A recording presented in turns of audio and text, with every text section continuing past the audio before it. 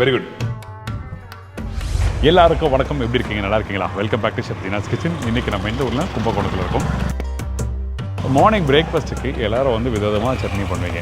நம்ம டெய்லியும் அன்றாட பண்ணுற தக்காளி சட்னி தான் இன்றைக்கி பார்க்க போகிறோம். ஆனால் இந்த தக்காளி சட்னி டோட்டலாக வித்தியாசமான ஒரு ப்ரிப்ரேஷன். பொதுவாக தக்காளி சட்னி வந்து வெங்காயம் போட்டு தான் பண்ணுறது. பட் நம்ம வந்து வெங்காயம் இல்லாமல் தக்காளி மட்டும் போட்டு பண்ணுறோம். இந்த தக்காளி சட்னியில் வந்து பூண்டு ஜீரகம் போட போகிறோம். ஜீரகம் பொதுவாக போட மாட்டாங்க, நம்ம ஜீரகமும் போட்டு பண்ணுறோம். அதோட ஃப்ளேவர் நல்லாயிருக்கும். கடைசியாக நம்ம வந்து கொஞ்சோண்டு வெல்லம் ஆட் பண்ணுறோம். அதுதான் அந்த டேஸ்ட் எடுத்து கொடுக்கும் நமக்கு. இந்த இடத்துல வந்து அந்த கடலைப்பருப்பு உளுத்தம்பருப்பு காஞ்சமெல்லாம் தனியாக வறுத்து எடுத்துறாங்க. அதுக்கப்புறம் தனியாக தக்காளியும் இந்த பூண்டு குக் பண்ணுறாங்க. ஏன் இப்படி பண்ணுறாங்க? என்ன காரணம்? தக்காளியை தனியாக வதக்கி நல்லா கிரேவி மாதிரி எடுத்து வச்சுக்கிறோம். ப்ளஸ் கடலைப்பருப்பு உளுத்தம்பருப்பு மிளகாவோட வறுத்து எடுத்து வச்சு ரெண்டையும் சேர்த்து அரைக்கும் போது அந்த கடலைப்பருப்பு வந்து நமக்கு அந்த சட்னியோட சேர்ந்து பைண்ட் ஆகி நமக்கு ஒரு தனி டேஸ்ட் கொடுக்குது. இதில் வர மிளகாவும் போடுறாங்க, மிளகாத்தூளும் போடுறாங்க. அந்த மிளகாத்தூள் வந்து எதுக்காக போடுறாங்க? நம்ம இந்த மிளகாத்தூள் வந்து தக்காளியோட போடும்போது தக்காளியோட கலர் தனியாக எடுத்து கொடுக்கணும் சார். ஓகே, அதுக்காக யூஸ் பண்ணுறாங்க. அதுக்கப்புறம் வந்து இதை அரைக்கிற பக்குவம் என்ன? இந்த தக்காளி சட்னி வந்து நம்ம ரெண்டு விதமாக அரைக்கலாம். ஒன்று வந்து நம்ம குறை அரைக்கிறது, இன்னொன்று நைஸாக அரைக்கிறது. நீங்கள் வீட்டில் செஞ்சு பார்த்தீங்கன்னா நீங்கள் நல்லா லைட்டாக குறைன்னு அரைச்சி நீங்கள் சாப்பிட்டு பாருங்கள். அதோட டேஸ்ட் தனியாக இருக்கும். ஒரு 80% அரைச்சோம்னா 20% இந்த பருப்புலாம் அப்படி இருக்கும். நம்ம கடிச்சு சாப்பிடும்போது அந்த சவுண்டுக்கும் அந்த டேஸ்ட்டுக்கும் அவ்வளோ சூப்பராக இருக்கும். வேறு லெவல். இவர் சொல்லுமா நாக்கு ஊறுது எனக்கு. மார்னிங் பிரேக்ஃபாஸ்ட்டுக்கு எப்பவுமே பண்ணுற தக்காளி சட்னி ஒரு சின்ன வித்தியாசத்தோடு இன்றைக்கி பண்ண போகிறோம். அது எப்படி ரெடி பண்ணுறது பார்க்கலாம். அதே டைமில் இன்றைக்கி நமக்கு இந்த ரெசிபி சொல்லித்தர போகிறாருன்னா திரு விக்னேஷ். நான் வீட்டில் அம்மா செய்யும்போது நான் சொல்லுவேன், இன்றைக்கி தக்காளி சட்னியா சூப்பர், ஒரு 4 தோசை நல்லா முருகலாக அப்படியே நெய் போட்டு வேணும். அதோட இந்த தக்காளி சட்னி 4 தோசைங்கிறது 6 தோசை 8 தோசை அப்படியே போயிட்டே இருக்கும். அவங்கள எப்படா தோசை நிறுத்துவே அப்படின்னு சொல்லுவாங்க. சாப்பிட திருப்பி அப்படியே எடுத்து அந்த அப்படி அப்படி இப்படி மொத்தமாக எடுத்து சட்னி நிறைய வச்சு எடுத்துச்சிங்க உங்கள் வீட்டை வெளியே தூத்திடுவாங்க.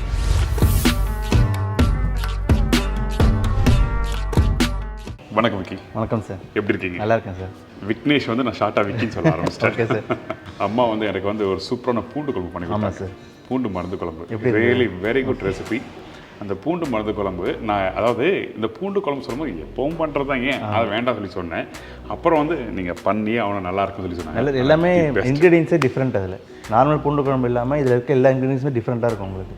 Very good recipe. Thank you sir. Thank you. நான் அந்த ரெசிபியோட லிங்க்கும் தரேன், ட்ரை பண்ணி பாருங்கள். நீங்கள் வீட்டில் ட்ரை பண்ணும்போது ஐம் ஷோர் டெஃபினட்டாக வேறு லெவலில் இருக்கும் அந்த பூண்டு குழம்பு. நீங்கள் மிஸ் பண்ணாதீங்க. ஸோ இதில் வந்து வெங்காயம் எல்லாம் போடுவீங்களா? எப்படி? வெங்காயம் கிடையாது, தக்காளி மட்டும்தான். ஒல்லி தக்காளி. ஆமாம். அப்போ அந்த தக்காளி இப்போ குக் பண்ணும்போது உங்களுக்கு வந்து அந்த புளிப்புத்தன்மை அப்படி டேஸ்ட் ஒரு மாதிரி இருக்கும். நம்ம அதுக்கு தான் பருப்பு ஆட் பண்ணுறோம்ல, கடலைப்பருப்பு உளுத்தம் பருப்பு வர நல்லது உங்களுக்கு சமமாயிடும் உங்களுக்கு. சரி, புளிப்பு அதிகமாக தெரியாது. அதுதான் கேட்டேன் நான். அப்போ எனக்கு தேவையான பொருட்கள் சொல்கிறீங்களா? சொல்லிடுறேன் சார். தக்காளி சட்னி தேவையான பொருட்கள்: தக்காளி 3 கிலோ, ஒரு 50 பல்லு பூண்டு, 1/4 கிலோ கடலைப்பருப்பு, 150 கிராம் உளுத்தம்பருப்பு, ஒரு 100லேருந்து 150 கிராம் சிகப்பு மிளகாய், ஒரு கைப்பிடி கருவேப்பிலை, ஒரு 10 கிராம் ஜீரகம், 10 கிராம் பெருங்காய கட்டி, சக்தி மிளகாய்த்தூள் 1 டீஸ்பூன், ஒரு எலுமிச்சம்பழ சைஸு புளி, கடைசியாக டேஸ்ட்டுக்கு கொஞ்சோண்டு வெல்லம், வதக்கிறதுக்கு நல்லெண்ணெய் தேவையான அளவு, உப்பு தேவையான அளவு, தாளிக்கிறதுக்கு கடுகு, உளுத்தம்பருப்பு, கடலைப்பருப்பு. இப்போது நம்ம என்ன பண்ண போகிறோம்? இப்போ வந்து ஃபஸ்ட்டு நல்லெண்ணெய் ஊற்றிக்கிறோம் சார். சரி. ஊற்றிட்டு கடலைப்பருப்பு உளுத்தம்பருப்பு நம்ம தாளிச்சிக்கிறோம். நம்ம கடலைப்பருப்பு வந்து நம்ம சட்னியோட பைண்டிங்காக கொடுக்குறது, ஒன்னோட ஒன்று சேர்த்துக்கு கடலைப்பருப்பு. ஓகே. உளுத்தம்பருப்பு வந்து நம்ம வாசனைக்கு, அதுக்காக நம்ம உளுத்தம்பருப்பு போடுறது. ஸோ இந்த கடலைப்பருப்பு நம்ம எந்த பக்குவத்தில் வறுத்த பிறகு நம்ம வந்து உளுத்தம்பருப்பு போட போகிறோம்? நான் அந்த கொதி வருது இல்லை உங்களுக்கு, என்ன வந்ததே நம்ம உளுத்தம்பருப்பே போட்டோம். அப்படியே போடலாமா? அப்போது நீங்கள் போட்டு அடுத்து ஒரு 2-3 நிமிஷத்துலேயே போடலாம். ஃபைன். சரி, இந்தாங்க உளுத்தம்பருப்பு போட்டிருக்கோம். ஆமாம் சார். இப்போ இது நல்லா வதங்கணும் சார். சரி, நல்லா வதங்கணும். ஒரு 5 மினிட்ஸ் ஆகும். ஓகே, 5 மினிட்ஸ் ஆகும். அப்போ இது வறுத்த பிறகு வந்து நம்ம வந்து ஸ்லோ ஃப்ளேம் வச்சு வறுத்துடுறோம். ஆமாம். இந்த காஞ்ச மிளகா எல்லாம் இப்போயே போடுறோமா இல்லை தனியாக வறுக்கிறோமா? காஞ்ச மிளகாய் இது கொஞ்சம் வதங்கினதுக்கப்புறம் காஞ்ச மிளகாய் போடுறோம். இதுலேயே போட்டோம். ஆமாம். சரி, ஒரு 50% கொஞ்சம் லைட்டாக ரெட் கலர் வந்துடும். ஓகே. வந்தோடனே நம்ம காஞ்ச மிளகாய் போட்டோன்னா உங்களுக்கு ரெடி ஆகிடும்.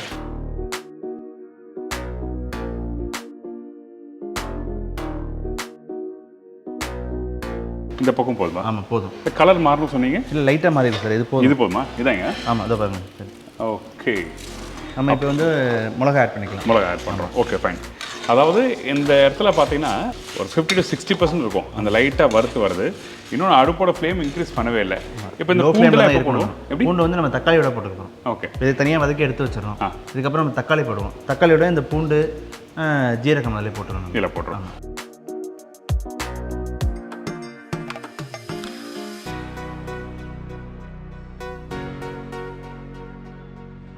இப்போது அந்த பூண்டு வந்து தனியாக தக்காளி போடணும் சொன்னீங்க. ஆமாம் சார். என்ன காரணம் அது தனியாக வதக்கிறதுக்கு இது தனியாக வதக்கிறது என்ன காரணம்? தக்காளியோட போடும்போது பூண்டு உங்களுக்கு அதோட வெந்து போயிடும். ஓகே. அதனால நம்ம அதில் போட்டு வதக்கிறது. இப்போ இங்கேனா கொஞ்சம் வறுபடாது. வறுபடாது. ஃபைன். ஓகே தான். இதுக்கப்புறம் கொஞ்சோண்டு பெருங்காயம் சார். பெருங்காயம். பெருங்காயம். பெருங்காயம் நம்ம இந்த பருப்போடு சேர்த்து போடும்போது உங்களுக்கு வாசனை நல்லாயிருக்கும். பெருங்காய வாசனை சீக்கிரம் பொரிய செய்வோம். வாசனை நல்லா இருக்கும் சார். அது அந்த எல்லாமே இந்த பருப்பு எல்லாமே பார்த்தீங்கன்னா ஒரே ஈவனாக வறுபடுத்துருக்கு, ஃப்ரை ஆகிருக்கு.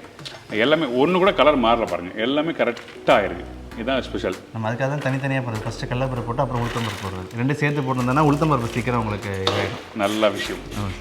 போதுமா பெருங்காயம்? போதும் சார். இல்லை அப்போ ரெடி ஆகிடுச்சு நினைக்கிறேன். ஆமாம் சார், ரெடி ஆகிடுச்சு. இதை நம்ம மல்லி வச்சுக்கலாம். சரி, ஓகே.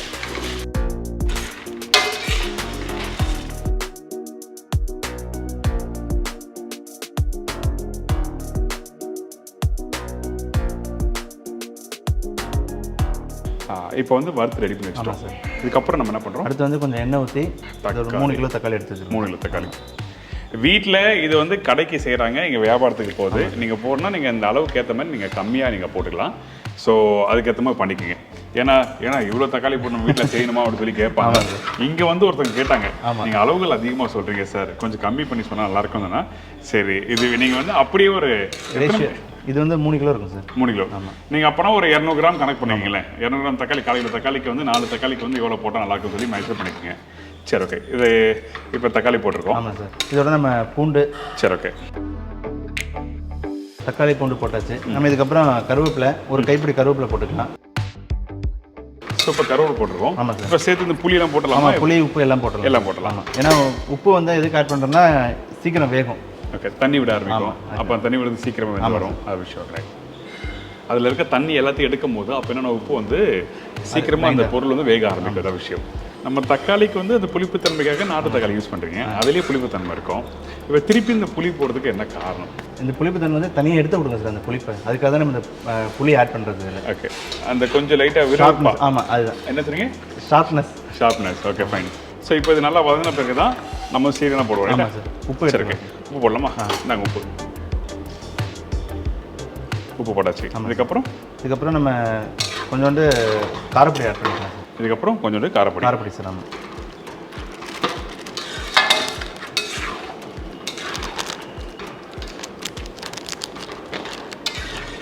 இந்தாங்க மிளகாய் தூள் போடுங்க.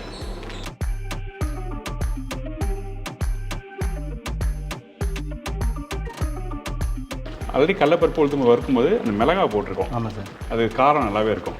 இப்போ திருப்பியும் இந்த மிளகாத்தூள் எதுக்காக யூஸ் பண்ணுறீங்க? நம்ம இந்த மிளகாத்தூள் வந்து தக்காளியோட போடும்போது தக்காளியோட கலர் தனியாக எடுத்து கொடுப்போம் சார். ஓகே, அதுக்காக யூஸ் பண்ணுறோம். ஆமாம், ஃபைன். Okay done. நாங்கள் ஹோட்டலில் பண்ணும்போது கடைசியாக அந்த ஆயிலில் போடும்போது லைட்டாக வதக்கும் போது கொஞ்சம் லைட்டாக மிளகாத்தூளோ இல்லை மஞ்சத்தூளோ தனியாத்தூளோ போடுவோம். அப்படி பண்ணும்போது நம்ம நினைக்கிற அந்த கலர் வந்து நல்லா எடுத்து கொடுக்கும். ரெண்டாவது, இந்த மாதிரி குக் பண்ணுறதுலையும் அந்த சில்லி பவுடர் லைட்டாக ஆட் பண்ணும்போது அந்த தக்காளியும் சேர்ந்து வரும்போது தக்காளி வேக வேக அது பக்குவம் மாறும், கலரும் மாறும். இந்த இடத்துல இந்த பவுடரை ஆட் பண்ணும்போது இன்னும் கொஞ்சம் அந்த என்ஹான்ஸ் பண்ணி தரும். இதுதான் விஷயம், புரிஞ்சுக்குங்க. இப்போ வேகட்டும், அதுக்கப்புறம் பார்க்கலாம்.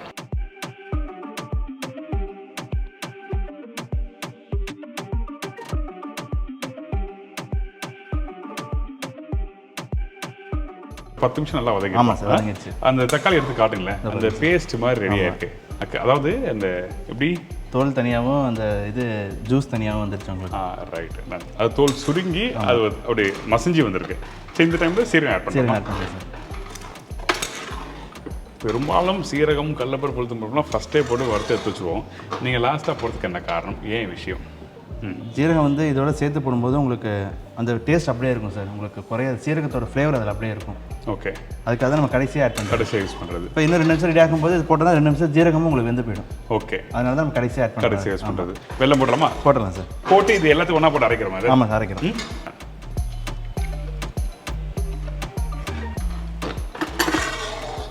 இப்போ இது எல்லாத்தையும் போட்டு அரைக்கிறோம். ஆமாம் சார். அரைக்கும் போது நைஸாக அரைச்சிடலாம். அதுக்கப்புறம் தாளிப்பு. இதில் வந்து 2 மெத்தட் இருக்குது சார். ஒன்று வந்து நல்லா நரன்னு அரைக்கிறது. ஓகே. கெட்டி சட்னியாக சாப்பிடும்போது நல்லாயிருக்கும். ஓகே. நம்ம கரைச்சி சாப்பிட்றோம்னா நைஸாக அரைக்கணும். ஓகே. அப்போ எது பெஸ்ட்டாக இருக்கும்?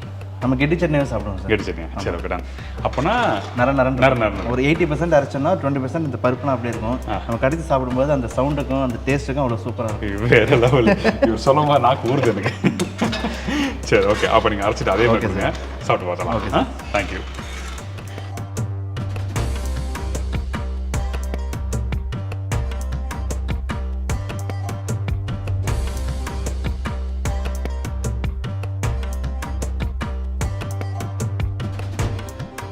அந்த தக்காளியும் அந்த கடலைப்பருப்பும் வந்து மிக்ஸ் பண்ணிடல, ஏன் அப்படி மிக்ஸ் பண்ணி அரைச்சிங்க? ஃபஸ்ட் நம்ம அந்த தக்காளியை நல்லா இது பண்ணிவிட்டு நம்ம ஆற வச்சிடணும் சார்.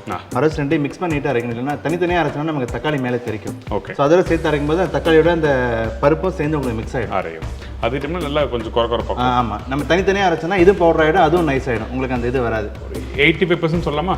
சொல்லலாம் சார். ஒரு 85% நம்ம அரைச்சி வச்சுருக்கோம், மீது 15% கொஞ்சம் குறக்கிற தன்மை. உங்களுக்கு எப்படி பக்குவமாக இருக்கோ பண்ணிக்கலாம். நல்லா கெட்டியாக அரைச்சி வச்சுருக்கீங்க. தாலி போட்டுடலாம் சார். நான் போடுங்க. தாளிப்பு போகும்போது கடுகு, ஆமாம், கடுகு, கடலைப்பருப்பு, கருவேப்பிலை, காஞ்ச மிளகா. சரி. அரைக்கும் போது அவர் சொன்ன மாதிரி இந்த இடத்துல வந்து பார்த்தீங்கன்னா அந்த உளுத்தம் பருப்பு, காஞ்ச மிளகா அவர் சொன்ன மாதிரி ஒரு 80 to 90% அரைச்சிருப்பீங்க. என்ன சூடாயிடுச்சு. இதுக்கப்புறம் கடுகு போட்டுக்கலாம். இந்தாங்க கடுகு. அடுத்தது கருவேப்பிலையா? ஆமாம், கடுகு போட்டிருக்கோம். இதுக்கப்புறம் அடுத்து கடலைப்பருப்பு சார் பண்ணிக்கலாம். நல்ல கடுகு பொரிய அந்த வாசனை சூப்பராக இருக்குது. ஓகே, கடலைப்பருப்பு ஆட் பண்ணிக்கலாம். சரி. அப்புறம் வரமிளகா தேவை. அப்புறம் கருவேப்பிலை தேவை. சரி ஓகே.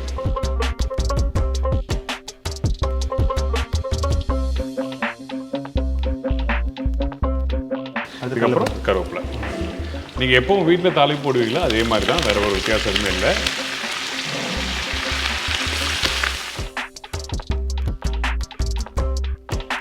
சட்னி இதில் போடலாம் சார். இந்தாங்க நான் எடுத்துட்டேன். அதுக்குள்ளார டக்குன்னு நல்லா கெட்டியாக அரைச்சிருக்காங்க சார். Very good. அப்படியே இதுமாதிரி கெட்டியாக அரைச்சி ஊற்றானா தோசை நீங்கள் சொல்கிற மாதிரி ஃபஸ்ட்டு சொன்னீங்கல்ல, வீட்டில் அம்மா வந்து 4 தோசைக்கு 5 தோசை 6 தோசை போகுதுங்களா, அப்படி இறங்கிட்டே இருக்கும். இந்த சட்னிக்கு இட்லி, தோசை, சப்பாத்தி இன்னும் சூப்பராக இருக்கும் சார். சப்பாத்தி தொட்டு சாப்பிடலாம் சார். இன்னொன்று இந்த சட்னி வந்து நம்ம 2 நாளைக்கு வச்சுக்கலாம். சாப்பிடலாம். நம்ம எங்கேயே வெளியூர் போகிறோம்னா அந்த இடத்துல ரெடி பண்ணி சப்பாத்தி, இட்லி எடுத்துகிட்டு போய் சாப்பிடலாம். தக்காளி இதெல்லாம் புளிப்பு வராது, கிட்ட வேடா. 2 நாளைக்கு வச்சுக்கலாம், வச்சு சாப்பிடலாம். சரி தான். தண்ணி வேணுமா உங்களுக்கு? ஆமாம் சார், வேணும். அதெல்லாம் சட்னி ரெடி ஆயிடுச்சு. சாப்பிடலாமா? சாப்பிடலாம். தோசை கேட்கலாமா? மாஸ்டர் தோசை. அண்ணா தோசை 100 ரூபா பாருங்க. அதை சுட முருவலாக பண்ணி தரேன்னு சொன்னார். தேங்க்யூண்ணா. வெரி குட் தோசைண்ணா. அடுத்தது இது மாதிரி தோசை எனக்கு காமிக்கிறேன் உங்களுக்கு. சட்னி வைங்க. Okay, super. சாப்பிடலாமா? சாப்பிடுங்க சார். நல்ல முருவலா தோசை. எப்படி பாருங்க, டான். ஆனால் சில பேருக்கு முருவலா பிடிக்கும், சில பேருக்கு கொஞ்சம் பதமாக இருக்கணும். ஓகே,